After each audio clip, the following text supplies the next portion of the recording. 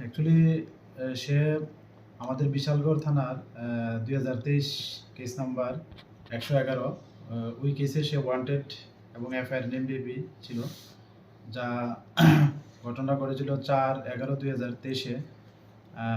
তারা আরও ওর সঙ্গে আরও 3 জন ছিল। তো এটা আমরা একটা এনডিপিএস কেস নিয়েছিলাম, যার আন্ডার সেকশন 22B/25/27-এ 29 এনডিপিএস অ্যাক্টে।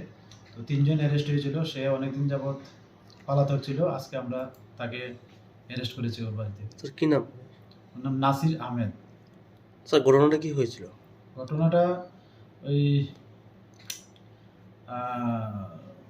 যে 4/11/23-এই আমাদের কাছে একটা খবর ছিল যে ওই 4 জন লোক তারা হিরোইন পরিমুরা বাজারে পাশেই তারা বিক্রি করছে। তো যথারীতি আমরা সব অফিসার মিলে যাই এবং আমরা পাইও 3 জনকে আমরা ডিটেনও করেছিলাম ওই সময় এবং অ্যারেস্ট হয়েছিল। আর সে ওই সময় পালিয়ে যেতে সক্ষম হয়েছিল। তারপর থেকে সে ওইখানে থেকে পলাতক ছিল।